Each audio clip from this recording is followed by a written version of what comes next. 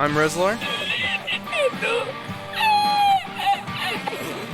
I'm Frosty. As nobody's really engaged quite yet. Yep. Oh, there we have been. Oh, was that a triple stun for the Mystic? And welcome back to the Value Pack.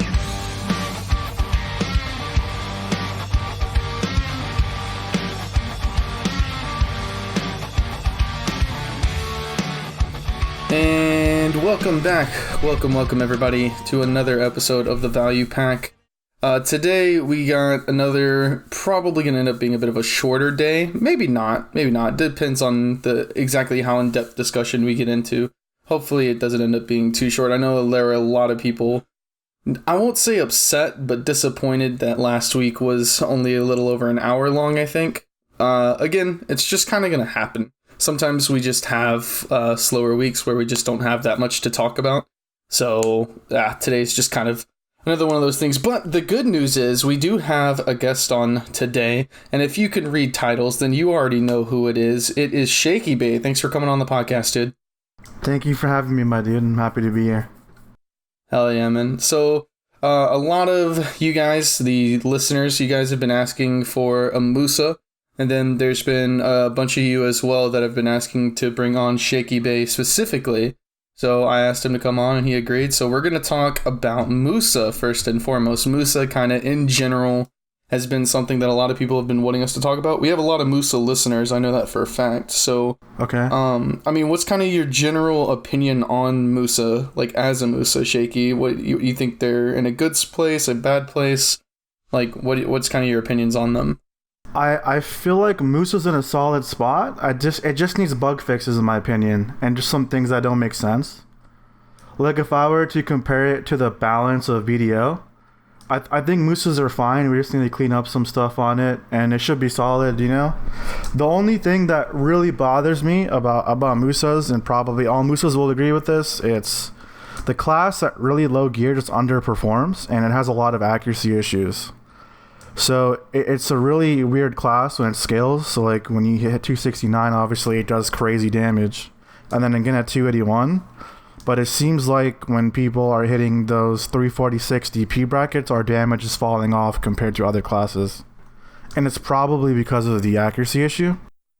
But I think it's definitely a top node war class, and Siege probably like in the middle.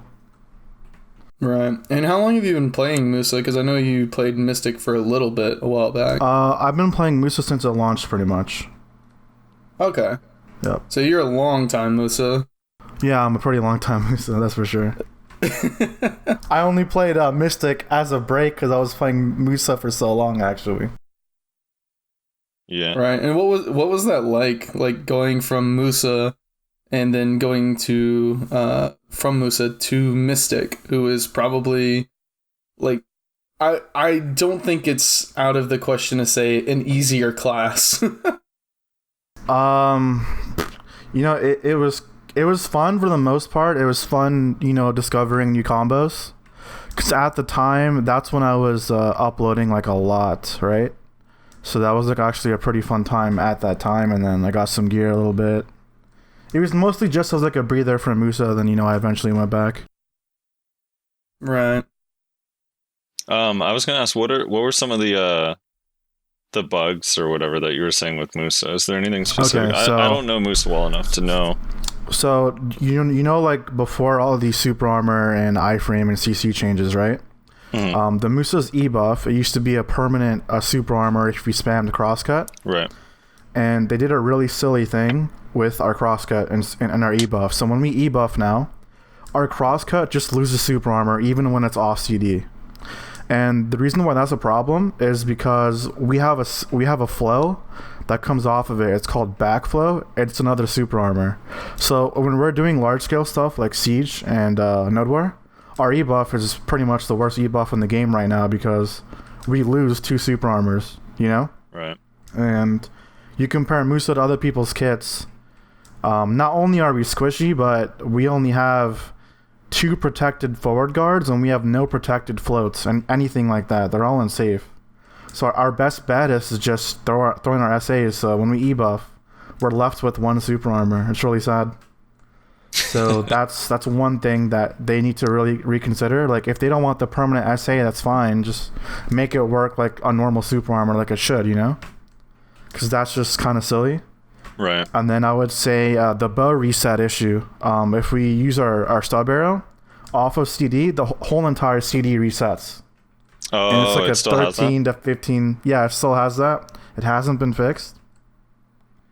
And then I would say the last thing I think that's kind of ridiculous, when they introduced like the lessened SAs and stamina nerfs, I believe they went a little too hard on Musa and Maywa, because after those changes, we're pretty much forced to play defensively just because of that, right? And the issue with that is when we're out of stamina, we can't even engage. Like, they use stamina, you know? Like, just to use Dragon Bite or forward blind thrust, which are gimmicky skills, you can't even like defend yourself. You'll just die in like 2 seconds, you know?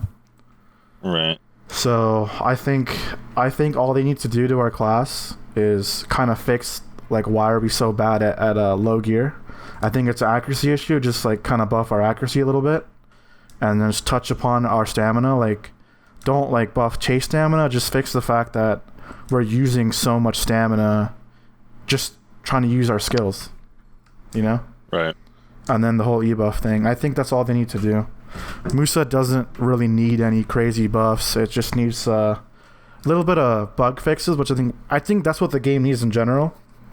There's a lot of classes that go up and down with gear scaling, you know? Yeah, but I think this is one of those classes that just can't do anything at low gear. It feels so bad. It really can't. And then from what I'm hearing so I was watching, you know, TG Fool, he's the Black Rose Musa. I was watching him fight Hyoja on his stream. He's like 292 AP and Hyoja's like 360, and like he did a full combo to him and he lost like 30% HP. Whereas I know another class will just melt that at that AP. So something is up with Musa's kit a little bit. We don't really need any buffs. There just needs to be some bug fixes. Yeah. Rezlar, how's the Zerker versus Musa matchup? It's a little rough for Musa. Yeah? It's, in my experience, Berserker versus Musa is kind of similar to Warrior versus Musa, where essentially like you just kind of like block and then grapple them when they come near you. I think it's an even matchup actually between Musa and Zerker, because I can iframe all your grabs and punish you for it. Like, you can't just come grab a Musa if they know what they're doing, you know? Like, yeah, there's some truth to that. Yeah. There's evasive charged, and then, you know, as long as you can avoid the ground pound slow, there's nothing really a Zerker can do. But you have to play Pansy. Warrior is like, you can't SA trade, you can't engage them, and they're just gonna grab you. And they have plus 40 DP and all those CC resistance buffs, you know? Yeah, Warrior versus Musa is just unfair. that's just a completely unfair matchup. Yeah. Like, if it were me, I think the only bad matchups for Musa would be like Ninja, Warrior, and Lon. That's pretty much it. Solely because they can just iframe and grab, obviously, right? So yeah. Just anything else, I think it's pretty even. Yeah, what about the Sork matchup? Because for me, when I'm playing Sork versus Musa, it feels like Sork has a lot of holes. So the thing is with Sork, I mean, they only have like one protected CC in pre-awakening. I think it's called like Rushing Crow or Nike or something like that. It's like a pre-awakened bound. Yeah, everything else they do, it's just unsafe. So any other engaged, Grim Reapers, you know, Nightmare, all of it has a hole in it. As long as you know the holes, you should be fine. Even matchup. Yeah. Sammy is not gonna like hearing that Sork is easier to fight than Ninja. I do. Dude, well, my experience with fighting really good Musas, the fights are like, it takes like 5 minutes to get one death. Yeah. Yeah, dude. And that's what I'm trying to tell you. That's all the stuff I mentioned is why Musas play the way they do. You know? Yeah. No, I just mean like the Sork versus Musa, it's like you guys are kind of dancing around each other so much. Yeah, because they're iframing, so we can't SA trade. So it's like, why bother? Then it's like, okay, let's just try to catch each other. You know? Yeah. So that's what that matchup is. Yeah, all the all the iframe classes kind of have this weird thing where if they play against another like non-grab iframe or Musa where they can just like spam the super armor. Like it's just basically this catch, like whoever catches the other first wins. There's no trading or anything. Do you guys feel like after all like the CC changes and super armor nerfs, do you guys feel that iframes are too OP right now compared to other classes that don't have as many? Like, what do you guys think about that? We talked about this a little bit with Hedon. I don't personally. No? Okay. I don't, but I mean, I can see how it's frustrating, but I feel like every class, at least almost every class, has enough of a kit to deal with it. I think iframes are a little overpowered right now, but I don't think that has to do with the CC changes. That more has to do with the average state of like gear right now and like because if competitive you try or semi-competitive guilds. Because like if a witch with 280 AP like uses an ability on you, uses voltaic on you, if you super armor, you're probably gonna die. If you frontal guard, you're not gonna die, but your entire frontal guard is gonna get blown up, and you're probably gonna get CC'd. If you iframe, you're perfectly fine. So it's kind of like, I don't know, the iframe. I don't have a problem with iframes in particular, but out of all three protections, it is by far the strongest. And while that wasn't necessarily the biggest deal back when everybody had like 240 to 250 AP, it's a really big deal now that people are walking around with like 265 minimum, all the way up to like 290. That's like, what I've been feeling because, so like yesterday we fought Filter and they have a lot of ninjas, right? So during the siege as a Musa, it felt like impossible to fight them because, I mean, what's the Musa or Maywa gonna do against like 20 ninjas? Like nothing. You can't SA trade, you're gonna get grabbed. And they're just going to out-SA trade you because they're iframing all the time.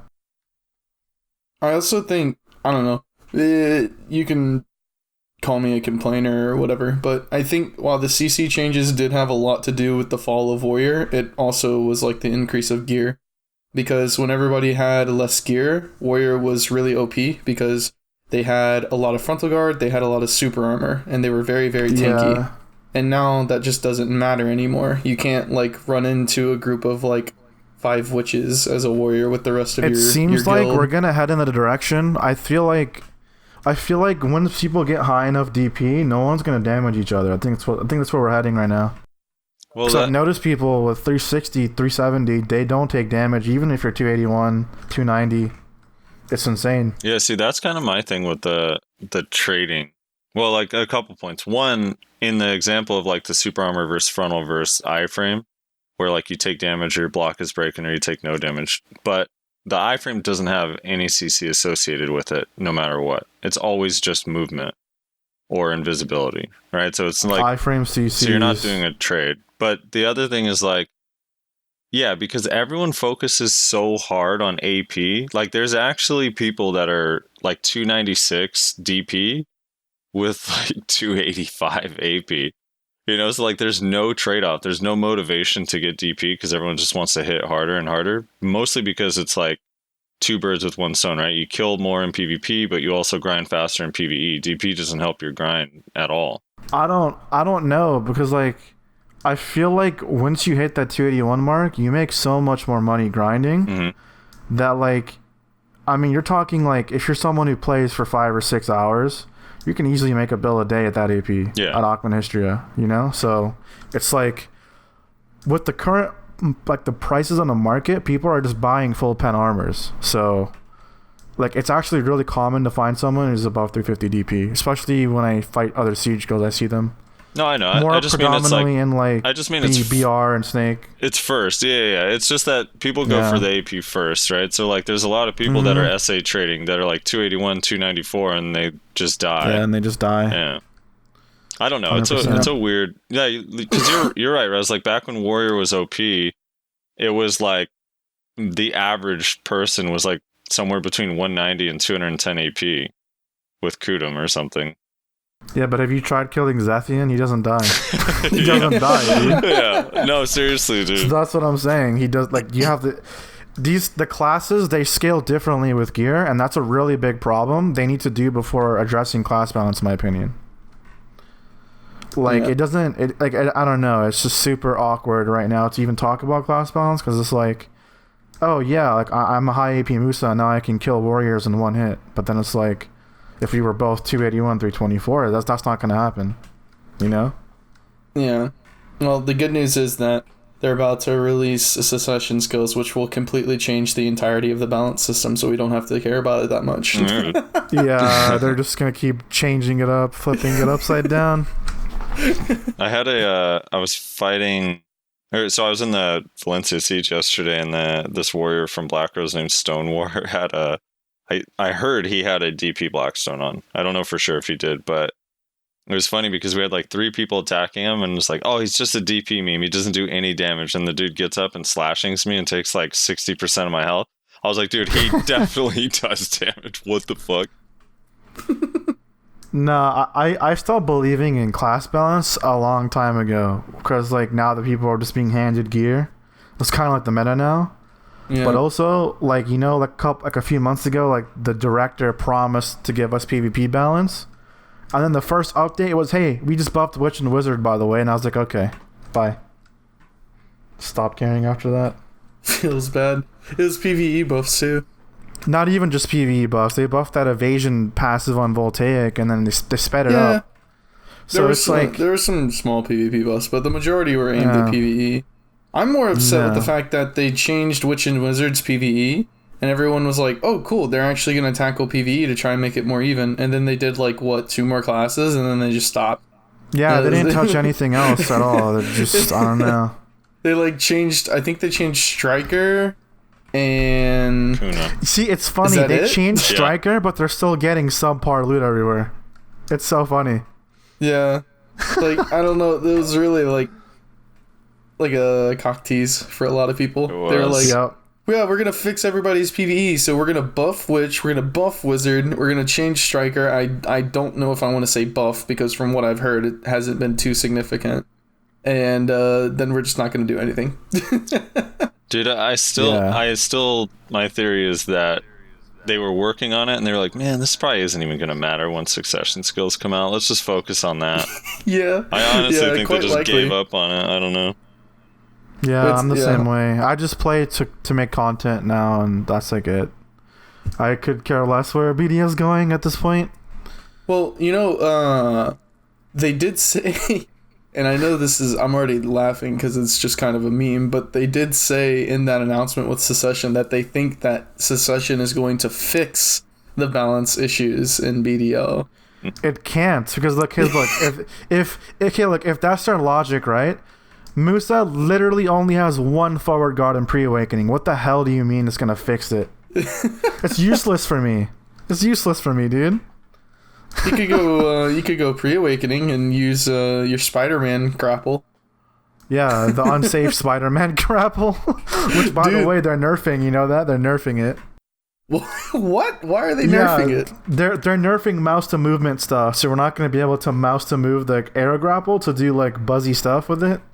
So that's going to be... Wait. This is the first I've heard of this, and this has very serious implications for Berserker. What are they doing to mouse movements? No, I don't know. They're changing how it acts in certain skills. They're changing the mouse movement on teleport abilities, like block jump, nightmare, the grapple arrow, that sort of stuff. I don't think it'll affect Berserker. Does this include giant sleep? No, it shouldn't. It's more like, because remember the ninja could glitch their like block jump to teleport all the way across the battle arena? Yeah, it's supposed to fix that sort of shit. Okay. Oh, okay. So then, yeah. There's ways to arrow grapple on top of like cliffs and shit. So that's probably what they're doing. Gotcha. Yeah. Well, maybe. Well, how would you compare Musa to Meiwa, Shaky? What are your thoughts on the 2 sister classes compared to each other? I think Meiwa is given a lot of bad credit for no reason. I think a lot of people are just complaining about it, and they don't really understand the class. Maybe like I fought a bunch of good Meiwas. I fought like Arma. I fought Nayashe. I fought Ao Kev recently got really good at Meiwa, and those when I fight them, it's always like 50-50, you know? So I'd say it like in the 1v1 scenario, I think Meiwa is superior just because of the fact they have better engages and they can just play defensive and they just have better catches, and they also can slow stack more safely than a Musa can, which is stronger in 1v1, right? Mm-hmm. Also, the other reason I'd say they're better in 1v1 is because they have sticky snowflakes, so someone's running evasion, doesn't matter. Evasion passive doesn't matter. So, whereas a Musa, sometimes they're fighting someone who has evasion passive, for example, like if Ninja does smoke screen or whatever, like our damage is gone sometimes, if they have enough DP, right? But then, like, if a Meiwa does it, they can just burn right through it. So that's one scenario where I'd say Meiwa's a little bit better. Really, it's like this. They're kind of opposite. Meiwa's got better engages. Musa has better super armor trades, but worse engages. You know? Because they have Red Moon, it's a protected float. We don't have any protected floats, knockdowns, nothing like that. Ours are just CCs. Right. And due to that slow stacking is kind of why I think they're better at 1v1. Large scale wise, they have the ulti dump. They're a little bit better at engaging. Musa's opposite. They just go in, dump huge damage, SA trade, get out. So I kind of feel like they're in an even spot. They just play different roles. Meiwa's kind of like, I'm going to set you up, and then if I have an ult, I'm going to dump it. Musa's like, wherever I see CCs, I'm going in and I'm dumping my damage. You know? So you feel on large scale, like Siege, Node War, that Musa Meiwa are comparable? Like, I think they're comparable. I just feel like people need to understand, like, every class has its own role, you know? Because, I mean, I've seen Meiwas do stupid shit in large scale. You know, I've seen it. I've seen Meiwa's top frag even now. I just think, I think it is fair, though, that they should receive a couple skills that are just super armors that aren't CCs. Just for that large scale, comfortability, because they don't have that, you know? Yeah. Right. But if you look at it kind of the way I'm looking at it, I think Meiwa's okay, Musa's okay. We both just need some bug fixes, and we're in a better state. What about on the PvE side of things? PvE side of things, Musa is definitely top tier. Akhman, right? Everyone knows that.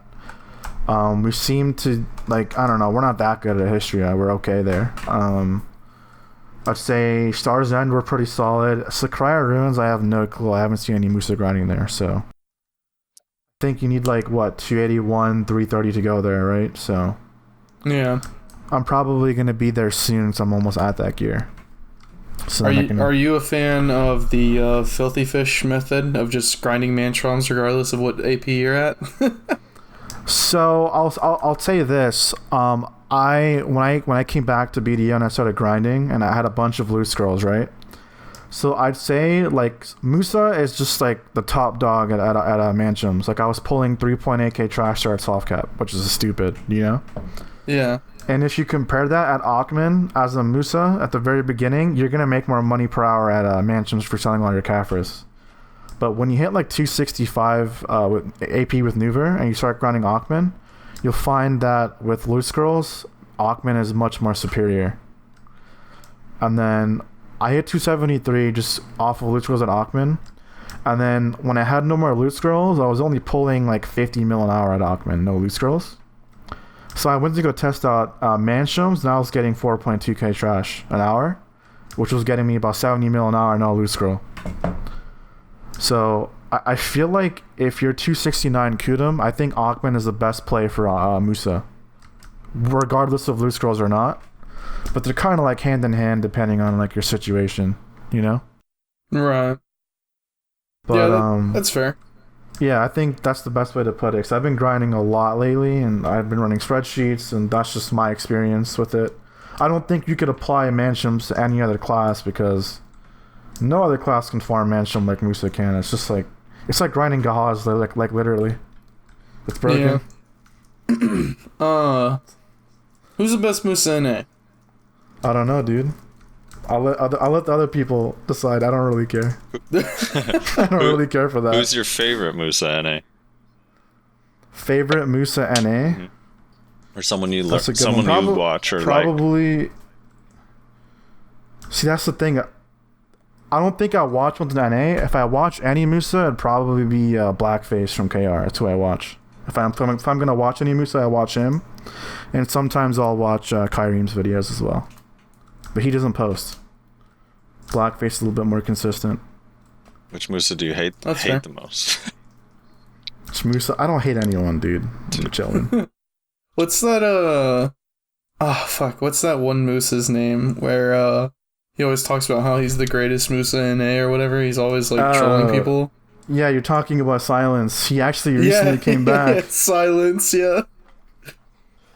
I always see him talking shit in Battle Arena and shit. I just steer clear from him. He's insanely toxic. I just steer clear from him. Nah, like this guy, you don't get it. This guy was doxing streamers like on a real note, and he just harasses people. So holy shit. So he did it to one of my friends. I'm not gonna say who, but it was a female streamer he was doing it to, and it just got really out of hand. So once I found out he was doing stuff like that, I was like, okay, there's like no point in even arguing with this kid, talking to him, nothing, no point. I legitimately think he has a screw loose or something. Like something's wrong with him. Jeez. Like he gets very obsessive with people. Very, very obsessive. Yeah. Well, jeez. Should we march on to Infamy? Yeah. So I brought this up before we started recording. I said that you were a fairly infamous member of the community, and you said that you didn't quite understand, or you didn't quite see it that way. Mm-hmm. And I just wanted to be like, dude, you can't deny that you have a lot of people that don't like you. Like, you have a lot of people that do like you. You have a lot of fans. Obviously, you have a very successful YouTube channel, right? But you have a lot of people that, like, don't like you and say, like, all these mean things about you and shit. See, I don't know. I don't really see it like that, because when I have any intercation with people, like, if I'm not streaming, I'm just chilling, grinding somewhere, like, 95% of the time for me, it's a positive thing. You know what I mean? Like, whenever I talk with people, and if...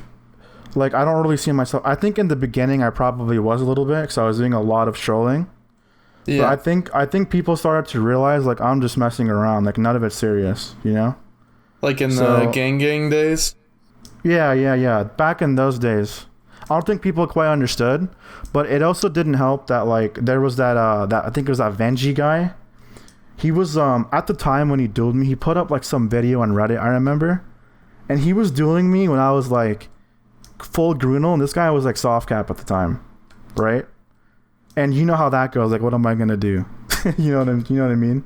Right. So I remember they made like some hunting Discord, and that was actually a lot of fun. So when I ended up getting gear, we started to like make videos about that Discord, and like they started getting wrecked, like completely wrecked. And there's a bunch of videos on it on my channel, and then. When I realized that Silence and like these people were like doxing other streamers and stuff, that's when I started to just be like, okay, these people are willing to do anything. So I just started ignoring all of it and just doing my own thing for like the most part. Mm-hmm. So I think once I started like uploading daily to YouTube, that's probably when people kind of realize I'm just like trolling and messing around. So that's why I kind of don't see it nowadays. I really don't. You know? So I have an example from what I was in a siege guild I was in the last 6 months. Mm-hmm. Whenever they would see you on a channel, they would literally announce it and change channels and go try to kill you. So there's definitely some animosity. It's content though, right? Because like for me it's content, because like. Okay, like 95% of the time, if someone tries to kill me now, because it's not like back then where I was like a gearlet, you know what I mean? Yeah. Now it's like I have gear, so if you try, like, most people still don't have 277 AP. It's still high gear now, you know? Only people in like the end siege guilds have that kind of gear at this point. Let's be honest. Yeah. Some T2 guilds might have that gear. Yeah, exactly. So, like, now it's like I don't really care. And like, as of lately, I've been busting my ass grinding, like, hardcore. Like, I rouletted, like, last year, and I took a break until, like, late December. And then since then, I've went from, like, 170 to 277 AP, and I've done, like, 20 pen fails in, like, a month. So once I hit 281, I'm building straight DP. So it's like, I think if I can hit that by December, like, 281, 324-ish, it won't matter. Like, if they come hunt, that's fine for me. Do it, and you're just gonna get clapped, and like that's it. I really don't mind the shit talk. Maybe some people take it seriously, but for me, it's a lot of fun and it's content. And whenever there's some salty guy that comes in, it's like the whole stream just laughs about it and you move on. That's all I really care about. Yeah. So that's why I'm saying I don't really see the Infamy thing. Maybe in the beginning days, but that's because of those people that were spreading like some false stuff, Right. But I think nowadays it's all good. Was there not? I mean, I don't remember off the top of my head, but I feel like it's in my head from browsing Reddit so much. There's a lot of videos where in the video, the PvP, you're the one talking so much shit. Or am I off base on that? So that's the thing. That's like what you see in the video, but they don't show like what they were saying either. You know what I mean? They just cut it out. So like this Venji guy was literally like harassing my entire chat at the time. And then he just posted some video saying I'm just saying this and that, but he's just cutting it out. So that's why I kind of like ignored the thing and just did my own thing, because I'm not insecure about this stuff, right? Like, I know like if I just do my own thing, people will always come by, they'll see that, and they'll be like, oh, okay, never mind, probably some bullshit. What about the Akihiko video? Am I saying that right? That's another thing too. Like, that's all old stuff. Yeah. Like, yeah, that's from back in the I also have days. videos. I also have videos of me killing him. So what's the point? It's just content, Right. I don't think people take that stuff seriously, because I don't either. Rezlar watches that video every night before he goes to bed. Yeah, dude. Yeah, it's I can't sleep without it. But yeah, that stuff is almost like 2 or 3 years old now. Now it's like it's like 2 years old. Yeah. Now it's a lot different. Now I'm like up there on YouTube. So. Right. Yeah. Yeah, I was actually in Blood Oath with Aki whenever. Oh, really? Yeah, like us and Gang had like that war going on for like a month or whatever. Gotcha. It was like GVGs like every 3 days. Yeah, that duel that he posted happened before the GVGs, right? Did it? I don't actually remember. So he posted those duels before the GVG, and again, you remember how we just talked about like Musa's absolute gutter tier at low gear? Yeah. Well, that was also when Musa was absolute gutter tier as a class back then. Oh, yeah. Well, that was still back in the day when Warrior was OP. So that's why I don't take that stuff seriously. Now it's like a lot different. The game's a lot different, and everything's in like a different state now. So right. That's something you always have to explain to people whenever they watch old videos. Because like if somebody watched that video with 100%. like today's context, they would be like really confused. But it's like Warrior was so broken back then, and Musa just like couldn't do anything about it. It was so rough. I mean, we still can't do anything against Warrior to this day, but it was even worse. It's not something that bothers me. Like, it really doesn't. And if people want to think that, I don't care. I'm doing my thing, so it's all good. So you're not going to take offense if I still see you, but I shadow stomp you out of concealment. I don't care. It's content, dude. Ninja's ninja. I mean, what can I do? There's 3 classes I just don't care about. Frosty's a Kuno. Calm down. Listen, you're a Kuno. Okay, I think Kuno's a bit more balanced at least. At least I can throw an SA in. It's not just full iframe. We'll have to test that. We'll have to test. I got you. Yeah, you guys are about the same gear, aren't you? Wait, what's your AP? I'm 277, 296 right now. I'm trying to get a Tungrad, and then Oh yeah, you're not about the same gear. I just got an upgrade plus Bartalis, so I'm 289, 322. Oh, word. Yeah, I'm trying to get 2 Tat Tungrads, and I'm gonna be going for full pet armors. I'm just gonna buy them, and then I'm gonna try to Caphras after that. Yeah, that's what I wanted to do. I just get so impatient with the silver. I'm like looking at the 15 bill, and I'm like, I could just buy rings right now, or. Frosty, I saw you mention in the Discord, you were like, I've given up on buying Ben Tree, I'm just gonna make it. Yeah. I feel you on that. All right. Well, we got a couple things in the news of BDO that we want to talk about. There's a new guild boss coming out, the Mini Vell. Okay, I didn't even hear about that. Yeah, I didn't either until Frosty linked it to me. Frosty, it's on Global it's called Lab. Khan? Yeah, I think it came on Global Lab on Friday, so it's brand new. But the Korean name is Khan. I'm sure we'll have a different name. But it's basically a tiny Vell that's a guild boss. You shoot it with cannons, and I think from the video it looks like you have to fight the ads with skills. And I mean, in this video that Kimo posted, here, I'm gonna pull it up on the recording here. But he basically, the whole guild has a cannon now. It's like 40 cannons on this thing, and it's actually kind of funny because one of the AOE's that the mob does literally just wipes out all the cannon. It's kind of funny. But I think it drops. I don't know what its rare drop is. I don't think he showed, but he just showed his loot, and you get like the new. I think it's new mats for the new boat / ocean stuff. I wonder if you have a chance of getting Vells from it. Yeah, that would be interesting. It's out. The island's actually in our game. They added it already, and it spawns in that bay. But yeah, obviously no mob. That's interesting. Yeah, I read something. One of my friends told me about a new heart coming out too. That's gonna be interesting to see as well. A new heart. Oh yeah, I heard something about that too for the. Main hand. Speaking of content, right? With like all like this new stuff coming out, dude, they need to add some group content in this game, like for real.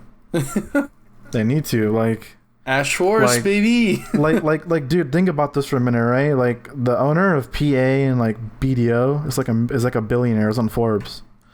Meanwhile, like we're still lagging in like Calpheon, and it's like, dude, fix the game. Give us some content. Yeah. Yeah. Sometimes I do wish, I do enjoy that they're putting out a bunch of new things and like changing the game, but part of me does wish that they would just like stop and like focus on fixing bugs and fixing I know a lot of people say that like the big issue with desync is the netcode. Like there's still a big issue with desync even after the servers changed. It's not as bad as it used to be, certainly not, but it still is a problem. Like part of me just wishes that they would just put a pause on all of their like focusing on the new content and stuff and just like try and fix the things that have just plagued the game forever. I do have to make I'd like to point out that the birds that they released in Velia a couple months ago still just fly in a straight line everywhere they go.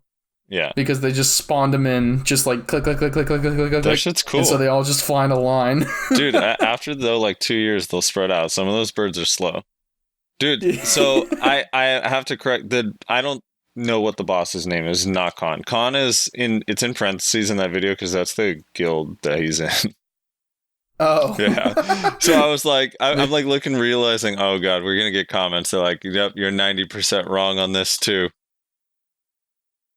Well, yeah, dude. At the end of the day, if it doesn't have a chance of dropping a Vell's heart, then probably nobody besides Sea Monster guilds are gonna do it. Man, who actually drops a Vell's heart? I just bought it.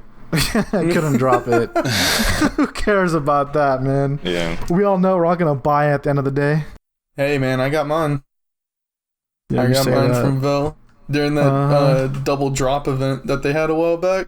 Yeah, you're just privileged. Dude, he also got Garmon's heart from Garmon. Hey, it's your boy. Dude. Also privileged. I gotta buy mine when I get to 81. To be fair though, I have been to almost every Garmonth since that boss has come out. Okay, so give me a bit of a break on that one, okay?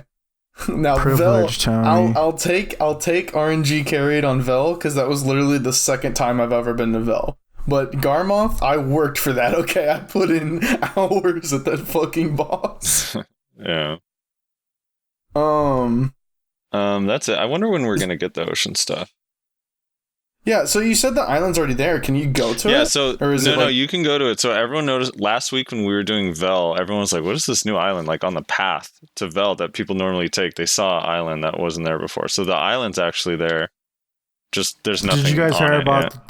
the changes actually coming to sea monster hunting? How you're going to be able to loot for yourself and sell it? What? Yeah, it was on Inven. You go read up on that. So they're gonna make it so when you see, it's already on test server, I believe, where you can see monster hunt and the money just goes to yourself. Damn. So I think in the near future, BDO Navy's about to be the best guild, and I don't know about that. I think that's a bit of a stretch. Listen up, dude. No, listen up, dude. That's a bit of a stretch. Listen up, pal. Oh you don't my understand. God. Those guys are gonna be the new Snake. You better watch out. Mark my words. Dude. Yeah, that'll be an interesting change. Those guys are about to make $1 billion an hour, dude. Yeah, hopefully they keep it in line, because the whole reason they had to nerf sea monster hunting and like put in all these like stupid things that you have to work around for, like, that everybody has to deal with, is like it was too insane money. So if they make it individual loot, they have to keep it from being too insane money. Otherwise, like, I want them to add a grinding spot that when you duo it, it feels like you're grinding Mansions or Agahas, and like it's good money in EXP. Yeah. That would be sick. To grind with a friend, with a pal. get 290 AP and go duo Gyphon. Yeah, dude. Oh, how much money is that? I've actually always been curious. Probably Is that not even good money? No, it's probably I know. bad. I mean, Miramox is solid. I can solo that, so duo would be a clap. Yeah. Yeah, Miramok might be okay if you can standing for that long. Yeah, but my problem with Miramox is like I can't see my screen. Like I would love to grind Miramox more, but I don't know. I can't see what's going on half too the much time. shit. Yeah. I think they should just like shrink all the mobs so like they're like normal sized, and then like we're solid. We'll all start grinding there. Don't give Frosty more ammunition to hate Miramok. He already has a whole list of things he I doesn't like like about it. Miramok for other people. I just don't like being there. Yeah. I like going to Miramox to GVG. Like I just go there and start flagging, and there's always some PvP that happens. Yeah. Frosty's like, I like Miramok because it keeps people out of the other places that I grind. Yeah. Well, Miramok, everyone underestimates Miramok because people say it's trash money, but you don't need a loot What scroll the there. fuck? No, it's Yeah, not. no, it's like good Speaking money of and you grind don't use loot spots, scrolls, so I think it's good money. How does it make you guys feel that if you die in Augment or Histria in a PvP, you get sent outside of the place? As a person who generally does the killing, I enjoy this. You enjoy this. Yeah, I mean, I don't know. It feels like a pay-to-win thing, kind of. Like it's just to make you buy That's tiers. what I'm saying. It's literally pay to win. Well, it's pay to lose I less. generally continues. am able Yeah. to defend my spot too. But like then you fight that one, like I fought some dude from Cho, and this guy pearl res 9 times, like at least 90 times. Yeah. And I was dumbfounded. I was like, what? Dude, Yeah. and before we get comments, It's not pay to win, it's pay for convenience. Well, that actually It's is the always pay to definition of convenience. for convenience, because you I could know, run back but to the it's portal. it's such just a stupid And you don't like, gain contention anything. to make. You don't gain anything. That's like if somebody dies and you're like, holy shit, that guy got murdered, and it's like, well, actually it was manslaughter. It's like, okay, at the end of the day, the dude's still dead. Okay, it doesn't matter if he was murdered or just killed accidentally. The guy is dead. From his point of view, it's the same either way. My Okay. argument with pay to win has always been the same. There's nothing in this game to actually win, so you're paying to lose. I would argue that the ghillie suit is a pretty high contender on that list. Yeah, but does it make you grind That's faster? a whole other conversation. Does it give you that first prize? I mean, Does it certainly makes it a lot Does it easier. put you on top of the ladder? If it were my opinion, if you think you lost because of a ghillie suit, you're just baby raging. Yeah. I just think I'm just saying. the ghillie suit saying. doesn't make you win, but it does give you an advantage, right? It's the same thing with, like, I think behind the ghillie suit, the next most pay-to-win thing is the equipment tailoring coupon, because it allows you to put the crystals in your costumes, right? These are things that actually give you an advantage in a fight. Like, nothing else really does this. Like, inventory slots don't really do this. Pets don't really do this. Like, But you could pop at least not to the extent. But you could pop food in a giant's draft and get the stat for the costume. Yeah, I'm just saying. Like, I think it's... If you want to call it pay to convenience, that's fine. Like, but it's not... That doesn't make it good. Pay to convenience isn't good.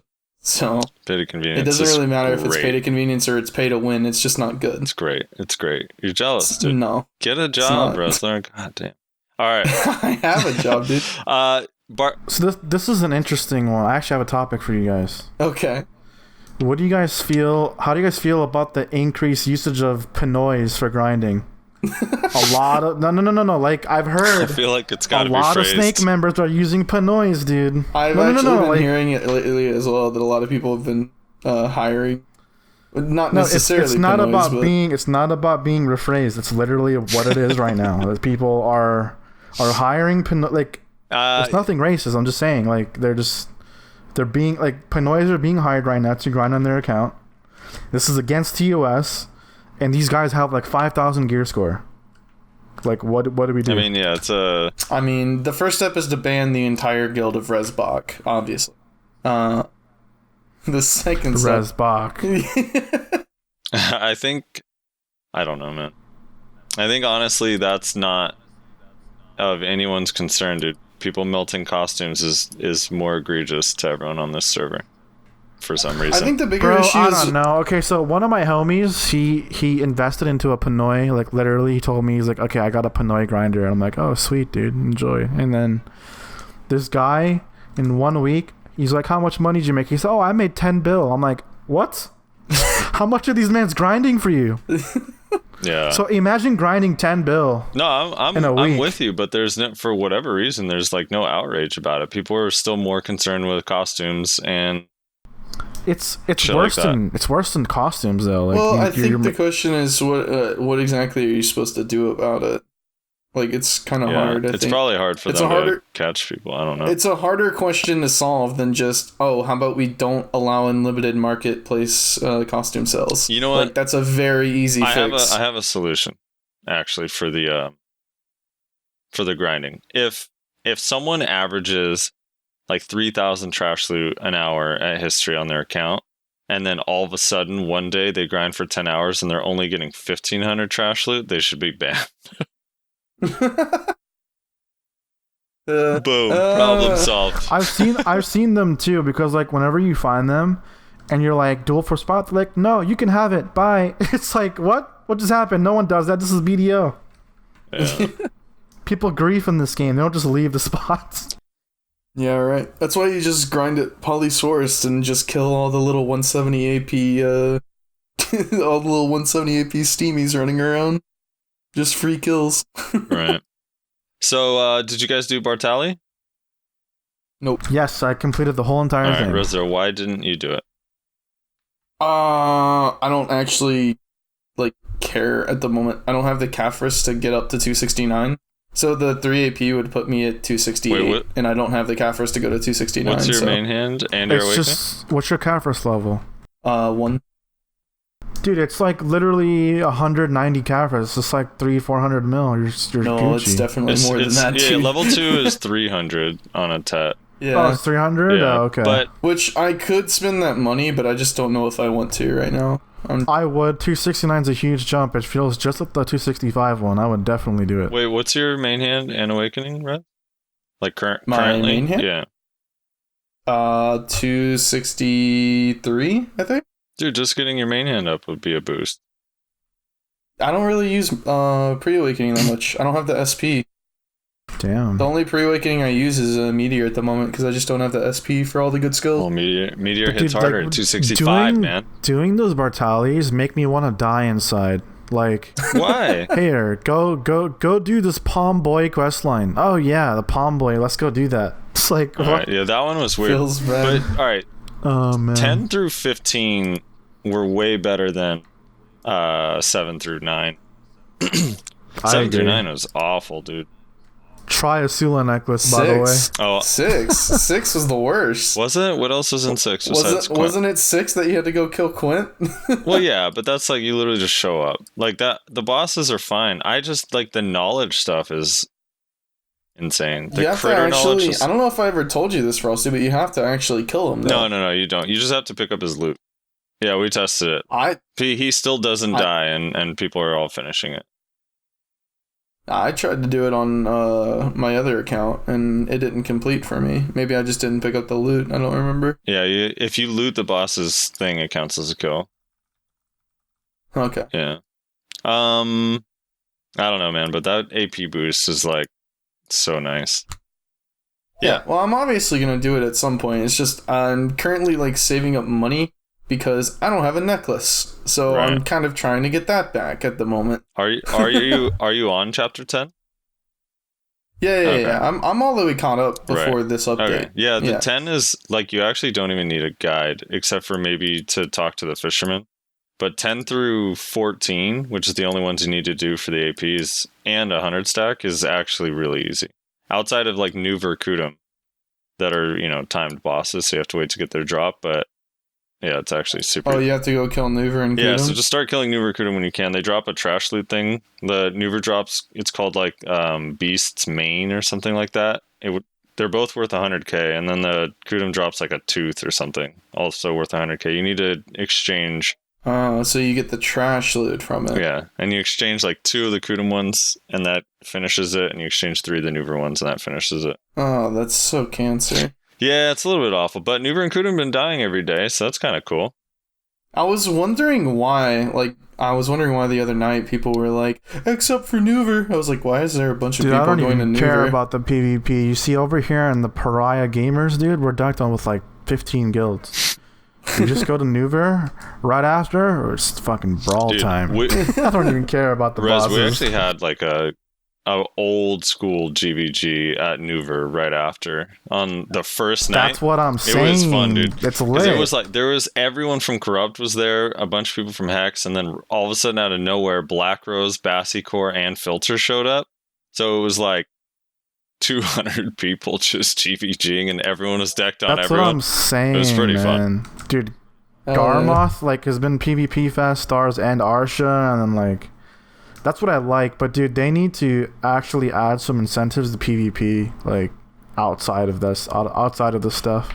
I still think probably the most fun I've ever had in open world was the first day of Arsha being released, where like everybody was outside of Heidel on Arsha just brawling each other. Yeah, that shit was so fun, dude. Yeah, now we're all about the money. Yeah, well, I'm not making money per hour. I'm leaving. people tend to min-max the longer they play a game, right? And so obviously it's like the more people play, the less that they want to just have fun, and the more they're like crunching numbers and shit. So, did you guys ever notice in our adventure log that it shows you your total stats gained on the logs? No, I didn't notice. There's a little like double arrow thing at the top of it, and when you pop it open, it shows like all AP 4, all DP 2, max HP 101, max stamina 70, max weight, inventory accuracy. Gotcha. That's pretty cool. Frosty, so you know that Kuno that you were showing combos to the other day, friend of mine? So I was like, okay, you really need to do Bartalis after this came out. They're like, why? Like, I don't care. I don't like questing and doing that kind of stuff. I was like, it gives 5 AP. They were like, can you link me a guide? Yeah. Like, okay, I'll do it. I need to get it done. It's 4 AP. Dude, you know what else is crazy is that it affects the trial characters. Trial characters are 258 now. Yeah. It's kind of interesting. So eventually, trial characters will be at 265. Yeah, one day. They'll actually be relatively balanced. You should see some of the questions I get. Like, I just put up a guide today for like how to like progress in BDO, and I like specifically covered workshops. And this guy comments, "Can you make a guide for workshops?" Like, dude, people nowadays, they need a guide for everything. It's crazy. Yeah. Well, I think BDO is a very large and very confusing game. And when you're first tackling it, that's PA's fault, dude. That's all PA's fault. Honestly, PA does a pretty shit job of explaining 90% of the shit that goes on in this game. No, they don't explain it. They just hide it. Yeah, it's kind of rough. They just hide it, dude. We don't even know half the stats in the game. We don't know what they do. Yeah, did you, Frosty? Did you see Big and Shiny's human damage test on Reddit? Yeah, I was. Nyashi was hitting me up about that before he tested it, and it's only good for certain classes and certain scenarios. Like if someone's running like full DR, like human damage actually melts them really hard. Yeah, because the DR doesn't apply to it. It's really interesting. Yeah, you get like a 20% somewhat set increase, but against like evasion builds, it doesn't do anything. But the good offside about it is, like if someone's running full DR, like if they're 340 DP full DR, and you're running those RBF crystals, you also gain a lot of HP. So there's another meta you can go off of it, or you're just using full HP accessories, and if you're fully buffed, you're sending out like, 4.7k plus. That's kind of ridiculous. Yeah. And then you're just SA trading with like mad damage. It's kind of OP in a sense. But I think with so many people running evasion, it's kind of questionable if you should run it. Yeah. Yeah. Dude, I because of Bartali, me, Dream, and Sammy's AP all went up, so we went and did altar and actually finished 9 final. Yeah. Good job. Proud of and you. Dream's logic is he said he's just gonna hit anything he wants on that stack, and it's gonna go because we worked so hard for that stack that it's guaranteed. Oh man. Anyway, I think that's it, right? Do we have anything else you want to go over? Yeah, I think that's it for the topics. We just gotta do comments now on the last video. Yeah. Just do Bartali, people. Do Bartali. Yeah, TLDR, do Bartali. You need to. Yes.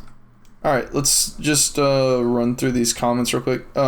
Shaky, do you have time to stay, or do you need to go? Well, it depends. What are we doing right now? We're like reading comments or something? Yeah, we're gonna go through some comments on the last video. Yeah. Oh, I probably have to dip out right now, but yeah, I know you said you didn't have too much time. yeah, I'm super busy these days. All right, man. Well, we appreciate you for coming on the podcast and hanging out with us, man. All right, cool, man. Thank you for bringing me on. How do you want me to send you this audio file? Just like really quick. You'll just export it as a wave, but before you end up stopping your recording, go ahead and tell everybody where they can kind of like find you at, what you're doing.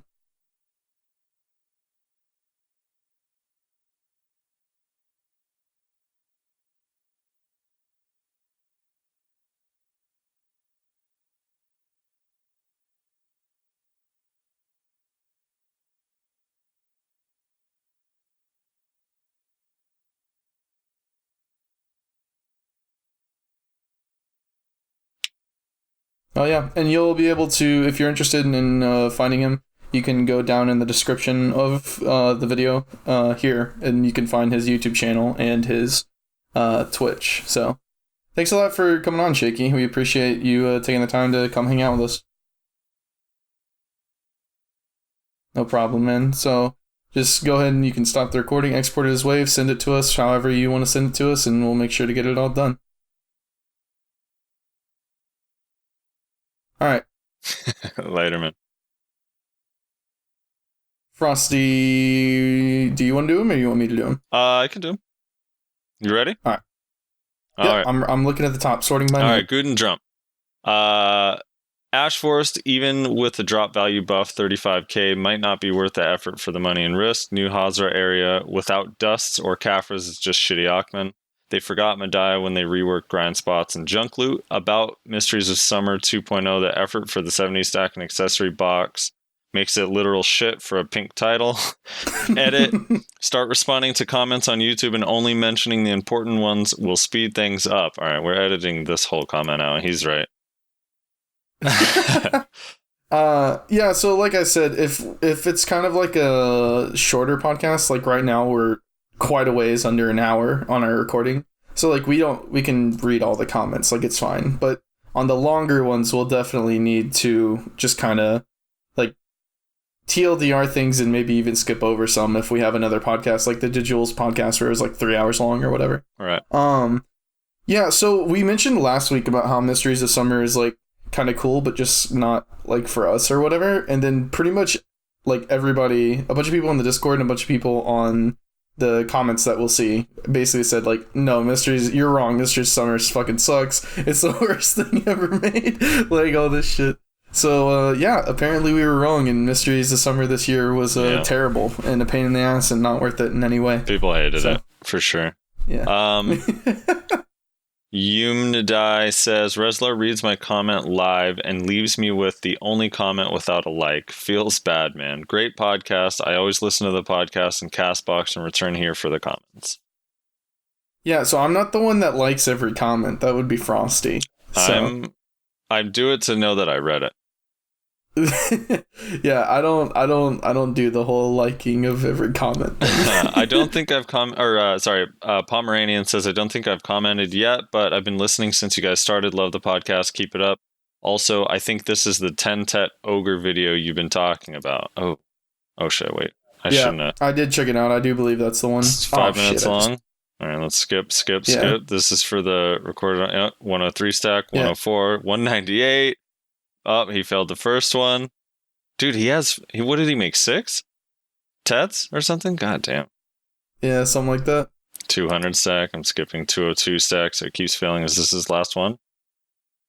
Nope, 203 stack. Now the late. No, he made even more. Yeah, holy shit, dude. He made so many. How many did he make? Holy shit. There he goes. He made 1, 2, 3, 4, 5, 6, 7, 8, it looks like. Yeah, holy shit, dude. 8 Tets. And then he made it with 5 more to spare. 4 more to spare. Yeah. So not only does he get pin Leighton, he gets to sell 4 Tets. No, he needs a backup pen Leighton. Oh, yeah, of course. All right. Yeah, thank you for the video. Jordan Crawford says, hey, when is Snurtle going to get on the podcast? Probably never. Vivid Darkside said, 74 minutes. What is this? I thought we had a deal. I know. I'm sorry, man. The terms of the deal have changed. Pray that I do not change them again. Zahari says, Mysteries of Summer is the perfect... I thought this was you when I first read this. Mysteries of Summer... Because it's true. ...is the perfect encapsulation of the BDO experience. Cool concepts on paper, but atrocious execution. Scavenging hunts are fun. Figuring out puzzles is fun. Staying up late at night waiting for a new hint is fun in its own way. The other day I was watching the Potion Shop stream while they were trying to figure out the Calpheon Tower puzzle, and there was a moment where he pulled all the concurrent BDO streams at the same time that were trying to figure out the puzzle, and as cheesy as it sounds, it was really magical in a way, having all these people around the world coming together to solve a puzzle in a game you play. It was a unique experience. But yeah, unfortunately, execution was horrible, and like a lot of things in this game, probably not properly tested. The fact that you sometimes can't see elements of the puzzle's mechanics because your settings is a massive oversight by the developers. A lot of people, myself included, were also deterred by the jumping platform step. That thing just isn't fun. And there's also a lot of question marks on why did they include the negative karma step. Anyways, started listening to podcasts these past couple weeks. Appreciate your guys' effort. I think the BDO community needs more content like this. It's great that more people are seeing it and getting on with making it. Thank you for your hard work. Thank you for... Yeah, appreciate the kind words. Ritzer... yeah. I want to make a point as well, Frosty. Mm-hmm. We kind of made a joke last week about how, because we didn't have anything to talk about and we didn't have a guest, we were looking at 400 views. As of right now, it's got 1,300. So thanks everybody for sticking with us even when we kind of have our boring days. Thanks to Jules fans for sticking around. Yeah, to Jules fans. Yeah, really. Also, yeah, the perfect encapsulation of the BDO experience. I have said this for literally years at this point, that every single thing that PA comes out with is like, hey, we got this idea, and this idea is really, really good. But then whenever we go to implement this idea, it's just going to be the worst fucking thing imaginable. So it's like I think Garmoth is another pretty good example of, it's like this big boss fight where you have phases, you have to kill mobs, you have to destroy the towers and all this and that. And like it's kind of cool, but then you go actually do it, and after like the first time you do it, you're like, oh my god, this is just fucking aggravating. Just let me kill the boss. It's like, it's just a constant with them. Savage Rift was another example, which I'm glad they finally got around to making the whatchamacallit. Altar of Blood. Called? Thank you. Yes, Altar of Blood. Hey, which is actually just what Savage Rift should have been. People liked Savage, though. No, stop. People did it because it was good money. Well, yeah, but there were some people that actually kind of liked it. It was awful to grind. I hated it. I don't know. I just hate match slots in this game. Yeah, and how many murdering psychopaths are in the U.S.? Okay, there's freaks all around us at all times. Okay, Cairo it's how it is. Loved Savage Rift. He could blow up his stuff and still make money. It's great. Case in point, psychopath. Ritzer McGork says, "Great podcast. Have a nice day." Thank you. Chris Plotz, please, when you show the YouTube page in the video, then put it in dark theme. The white burns out my eyes. I actually don't know how to do a dark theme, so you're about to get your eyes burned the fuck out again. Sorry. Also, Chris Klotz. What did I say? I think you said Plots. Oh, Chris Klotz. I'm pretty sure I heard you say Chris Plots. Chris Klotz. XXX Harambe says, I haven't had any problems running my Xbox all day. It's been running for most of the day, every day for the past 3 years for apps and other games, but since the launch of Black Desert, my Xbox is exclusively for BDO. My only mistake was not making a separate account for BDO on my Xbox, since I can only use my main profile for Black Desert. Even if I got another Xbox, Black Desert being on my main account means other games I bought things for are not necessarily accessible since I'm on BDX constantly, and I can't swap to other games or apps on the Xbox because it will time out and disconnect me from BDX. Even with an extra Xbox, I'd still need an alternate profile to access my DLC to multitask, which is mainly just annoying. Every time I see somebody type BDX, I go back to the private server, and I have to, I need to rewire my brain to stop looking at BDX as the private server. Well, what? The private server with the different rules and stuff, that it was called BDX? Yeah, okay. Yeah. I never played it, so I don't know. I like real games. No, that's interesting though that that the Xbox stays on anyway. I didn't even realize that people have it on kind of 24 hours a day anyway. So I guess if that's the case, not a huge deal. But yeah, it kind of sucks with you having that account. You can't have it alt tabbed and do something else. Even with a second Xbox, you have to buy your games again. Worth it though, dude. That's a different type of pay to win. Gaming Cut says, can you guys put these in iTunes so I can listen while at work and on a drive, or while I work out and drive? Yes, one day. I got to figure it out. I've been lazy. I apologize. Thomas Springett says, nice. Frosty is going back to Kuno. Just heard Choice name Frosty best Kuno he's battled while answering questions on stream. I have a hard time believing that. A very hard time believing that. Yeah. I don't believe Choice even remembers who I am, but if he did say that, that's amazing. I don't think I've even fought him enough on my Kuno for him to say that either. Although I did pop off in Siege last night, did I tell you? Yeah. Dude, I top fragged. I was number 1, man, against BR and Vertex. It was fun. Oh yeah, man. Yeah, it was cancer shit, but it's fun. Archlord says, I like to see this video of the new underwater ruins. Anyone got it? I'm not sure if he's talking about Secrea or if he's talking about the new ocean stuff. So of the new water ruins. Yeah. I think maybe he got confused whenever we said that the Hazra place is like the abyssal zone, maybe? Maybe. Yeah, I'm not too sure. If you could clarify, then I'll link you the video. The Angry Old Man says, love the show. Really would love it even more if it was on iTunes podcast. I know, dude, I know. I got to get it on there. Someone needs to just send me a step-by-step guide where it feels like I'm just using turn-by-turn directions on GPS. Just one thing at a time, because I go look at the guides and it's 15-minute video. And I'm this seems so hard. Anyway, it says, would love it even more if it was on iTunes. I listened to a few other podcasts on my drive to and from work, 45-minute commute. Your information about BDO is outstanding. I have heard other platforms having podcasts and looked high and low for something for BDO, and now I have it. You guys are amazing. Keep up the good work, and let it be known that I was your number 600 subscriber. Get on iTunes as soon as possible. Angry Old Man. Well, thank you, number 600. Yeah, how many are we at now, anyway, on the YouTube channel? I didn't even know we had any subscribers. We gotta do. We're at 653. So yeah. We gotta We gotta do like a special or something, shouldn't I? For gaining that many or something? I don't know. Maybe we'll do it at 1 million. On 1 millionth subscriber. We'll do something real special. Are there that many BDO players? Yeah, dude. Across the whole world that have ever played the game, for sure.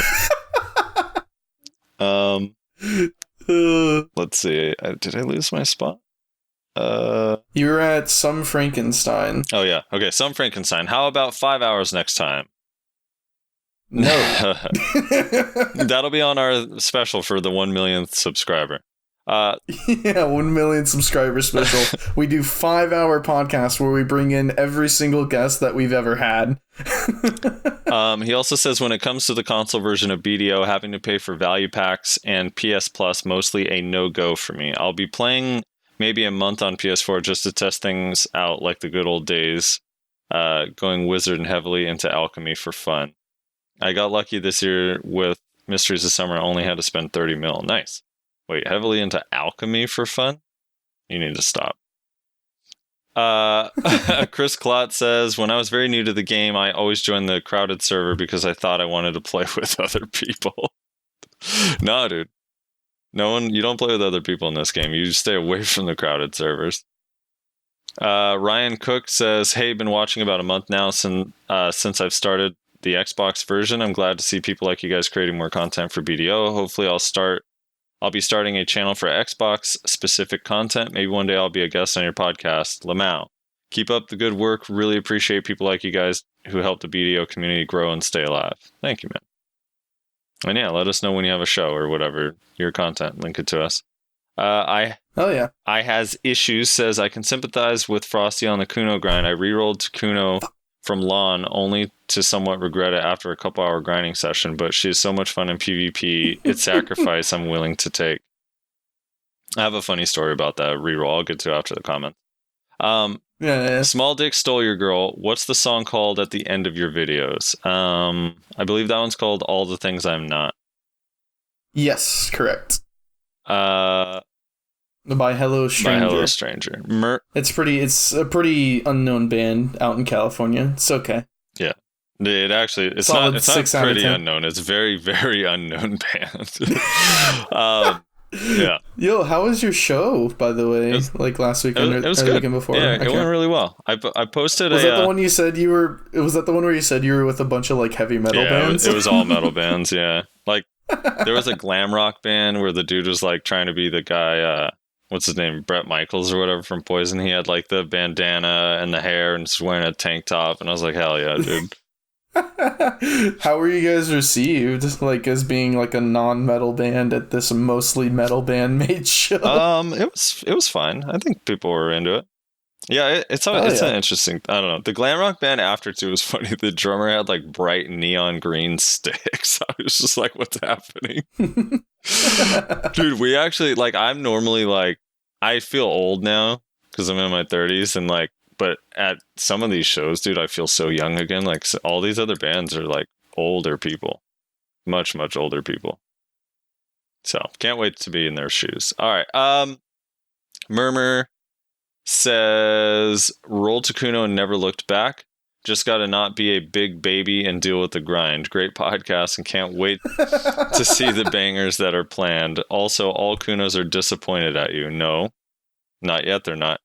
Not yet. The Shepherd 112 Ash Forest trash loot price is 35,000 silver now. I believe they buffed it once again. Yeah, I had the numbers wrong. I think it went from 22k to 35. Garrett F2 says good episode. Keep it up. Thank you. Doubt he even watched it. Jeff M says I'm really excited about the Hazard spot. I've always felt it was a cool place that needed to be a later game dungeon. Now let's do something with the super cool cave under Valencia Castle. Tamer on podcast when y'all sound sleepy today. Yeah, no, last week we started at 8 a.m. Yeah, we tried to get it done really early. Yeah, we were definitely sleepy. And then today we're getting it done really late, so Piotr's gonna fucking hate us. Yeah. A Tamer on the podcast would be cool. I'll get to one of those soon. We'll see what's up. Try to get a good guest. Marshall Cure, sorry for Wall of Text. Another great podcast, even if it was kind of short. It was long enough for me to get through my morning duties. The Ash Force is exciting to me, not because of the place of that place in particular, but because the idea of content that has real stakes and must be done in a group. But if you work together, the rewards would be worth it. Sounds great. Like the Mutant Ogre would be great if it had a 100% chance to drop a token that can be traded for 100 mil for the first through fifth. He put first through fifth. I know. This is like boggling my brain here. First through fifth and party that did the most damage, and a 20% chance for a token that can be traded for a duo accessory of your choice for the top 5 or the top damage group. Yeah, that would actually be awesome. That sounds cool. Maybe the area around the ogre would be an auto flag zone with no karma penalty on death or kill. LOL. It does need damage zone highlighted, boss view, and it should take the spawn. Oh, it should take 5 high level groups around and 2 hours to 2.5 to kill. Because you're definitely going to get more group than that, so it needs to be able to be at least an hour. They could limit the kind of stuff I want in game. They could. This wall text is crazy, dude. I'm getting all lost. They could limit the spawn to a couple channels and give it longer respawn so it does not get farmed too much, but when it was up, everyone with gear wants that guaranteed high value drop. That's the kind of stuff I want in the game. Things that make groups want to compete for in open world PvP. Oh man, that would be... Can you imagine how epic that would be if people were also like PvPing for the top rank spot? If there's PvP also, then it can't take 2 hours, because then it would actually take like 8 hours. Yeah. That's kind of what Gatekeepers was, wasn't it? Yeah, back when Serap's neck was best in slot. Yeah, well, not best in slot. Best in slot. Good money. Dude, I had 50 HP. It was better than Ogre. Shane Ta Infrax says, always great to hear you with a guest or without. And yeah, by the way, Piotr, Spotify win. Yeah, Piotr, get us on iTunes, dude. What the hell? Yeah, Piotr. Come on, man. You don't do enough in this triage of fuckboys. He says, I would really love to hear a Shy main on the podcast in the future. Much love, Heart. Yeah, no one mains Shy, so it's not possible. Yeah, dude, I asked Cinny the other day, we were talking, I was like, so are you a Shy now? And he was like, only for memes, I have a witch that I bring to wars. I was like, what the fuck? Yeah, he's like, I just grind on Shy. He sold his Pendandy and bought weapons for like 3 classes. Yeah. So, Gangle says 90% of what you said about Mysteries of Summer was wrong. Do some research. It's worse than you think. All right. First of all, we know that now. 90% wasn't wrong. All right. And I was literally quoting World Chat, which is always right. Yeah, 100%. Dio Lukey says yes. SSGJ Luke says Musa on podcast when? And then he follows that up with, and how long have you guys known each other and how did you meet? Yeah, Rose, how long have we known each other? How did we meet? A little over a year, hasn't it? Yeah, so I think we first met in March. It was just before the CC changes, like March 2018. Something like our that. 2 guilds were like very small and just trying to get into Node Wars. Well, Rez had an old guild before that he killed, and then he was trying to rebuild it. So his guild merged into ours, and that's kind of how I met Rezlar for the first time. And yeah, because you knew Mina. I knew Mina, yeah. Somehow. How did you know Mina? You guys like fought and like talked shit or something? I knew Mina from a GVG from a long time ago, and at Basham Base of all places. I think they were doing a guild quest there, so they had like 5 people at Basham Base, so we were just fighting them, and then they're like, our friend from Barcode's coming, and Mina was in Barcode, I guess, at the time, so he showed up on his Ranger, and Mina and I don't know, I was just talking to him after, and we were like dueling for a while in BA, just him and I just kept in contact ever since. So it was like kind of random. Because I remember we ended up node warring against you guys one day, and then Mina was like, oh, I know the GM of Hex, he's a really cool guy, I'll see if we can team up with them. And then that was basically how like we kind of had like a little alliance going for like a month or something like that, and then we just ended up merging into you guys. Yeah, now Mina and I are dating in real life. Dude, I still think Bloodline was the best flex team Hex has ever had in the history. It was. Dude, do you remember Corrupt? That was when like Corrupt hated us too. Like that was the first time we had like an issue because they were like, really? You guys are going to 2v1? LOL, fucking noobs. And I'm like, all right. Bloodline has 11 people, all right? Calm down. We were like a 25-man guild that would bring like 10 people to these 30-man wars. Like, it was so funny. We literally would like, our tactic was to literally just like be flies, basically. So we would just sit on the outside of the base and like throw shit into it. And anytime anybody would try to engage on us with people more than we had, we would bounce. We'd split like instantly. And then we would just walk back up whenever they left. We would just keep doing it. It was so funny, dude. It actually worked really well, honestly. Yeah, I mean, the constant pressure literally made it so they could never counterattack. They couldn't even put their flex on us or anything. Yeah. So, yeah, it was nice. It was pretty funny. Dude, we had like, so back then, the most people we had brought to war was like 40 or something like that. So when we actually had the Bloodline merge, plus people were like excited that the merge was happening and we were getting all these people. So those first like few wars, we got like 60, 65, 70 people. I was just like, holy shit, this is crazy. This is so many people. Yeah. And then you tried to kill it again. I told you, did I ever tell you how that merge actually ended up happening like on our side? I don't know. Let's hear it. So basically, like, whenever we first made Bloodline and like all of the old TBO people were like joining, or not all of them obviously, but a bunch of them were all joining. Like, we were doing really well at first. Like, there were a lot of people recruiting, a lot of people doing guild quests because we had started a fresh guild, you know? And all this, that, and the other. Well, eventually it started slowing down. And it started slowing down about the time that we were allied with you guys. Mm-hmm. So, I basically got everybody together after with Node War. And I was like, listen. I was like, if you guys want to stay, like, and do our own guild thing, you guys are going to have to keep recruiting. You're going to have to keep doing guild quests because we can't just, like, not do them. We don't have all the guild skills. We only have, like, 20 people in the guild right now, which is not enough to be an actual, like, Node War guild, which is what we were shooting for. Like, we have to keep on this grind, basically. And everyone was like, yeah, we'll keep doing it. Another week passed, like, nothing happened. So again, I get them all together. I'm like, all right, we're going to start considering a merger because obviously you guys don't want to... That's fine. Oh. Hello? I lost you. Me. Why did you lose me? Rezlar is disappeared. Only on Discord. The recording still has it. Rezlar. Second. He says 1 second. Hello? We're holding. The recording is still going. Let's see. He either...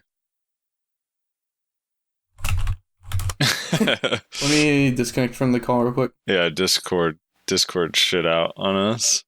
Hello? I'm back. Hey, you're the back. Recording was still fine, just Discord died for some reason. Yeah. So where was I? So yeah, I got them together again. I was like, we're gonna have to consider merging because you guys are like burnt out or whatever, which is fine. Like I didn't have a problem with it. I didn't really care either way, honestly. And then we basically took a vote on whether we wanted to merge or if we were going to get serious, like recruit and do guild quests. And literally, like only one person, aside from like me and Mina, voted to merge. So everybody was like, no, we want to stay our own guild. So we were like, okay, so we'll stay our own guild. And you just got to put in the work. Another week passes, another week where like nobody does a fucking thing. It's like, okay, absolutely not. I think it was after one Node War where I think we fought without you guys. And as per usual, when you bring 10 people to a Node War, like we just got absolutely demolished. And like nobody had done a guild quest aside from like me and Mina in like a week. Like there wasn't any new recruits. In fact, we had lost like 3 people or something. So I basically was just like, all right, I'm overruling it. We're merging. It's like, we're merging into fucking Hex. Fuck this shit. Like, you guys don't want to make a new guild, which again is fine. Like, making a new guild is a pain, but I'm not gonna sit here and like try and do it all by myself. Like, it's just not gonna happen. So I basically overruled the entire guild and we merged in the Hex.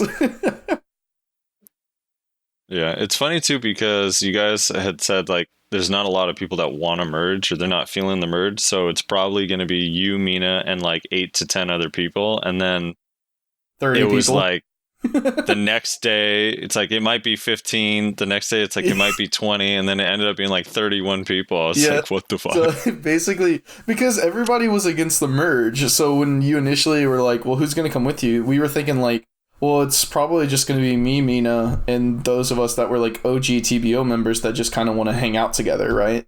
So we were thinking like maybe 10 to 15 people.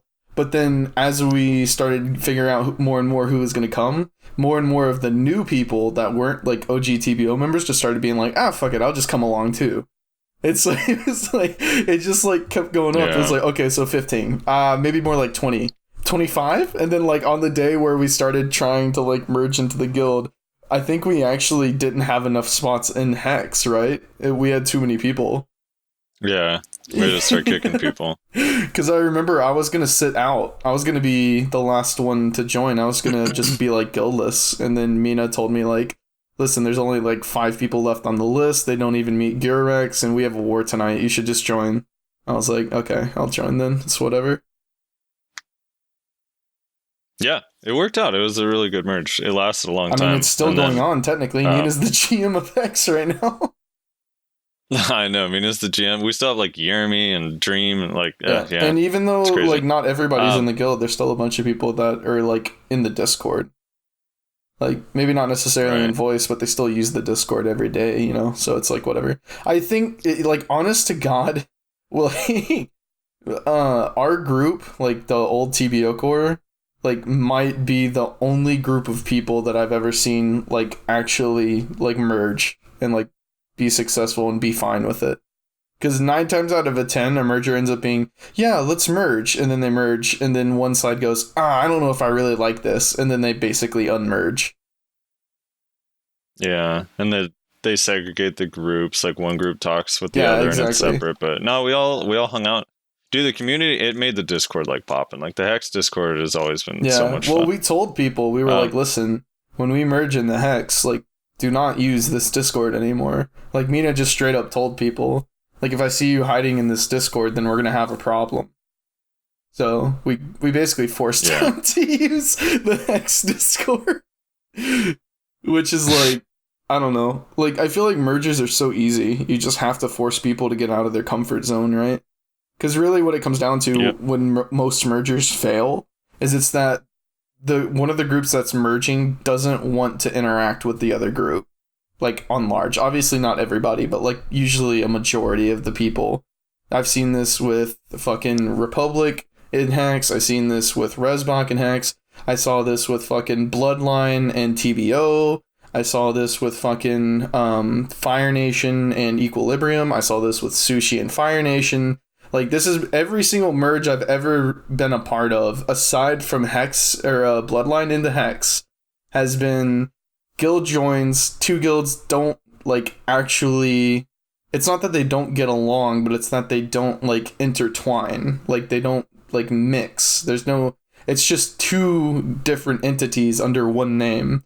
And then one of the entities, usually the one that merged into the guild, decides to leave and go do something else.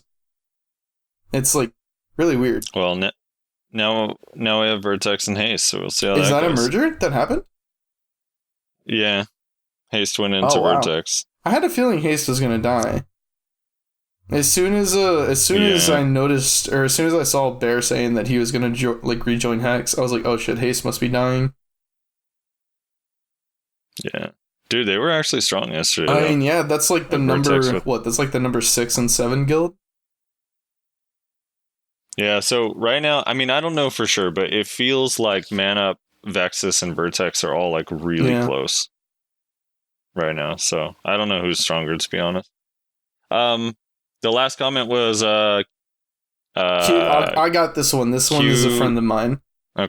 I need to preface this with preface.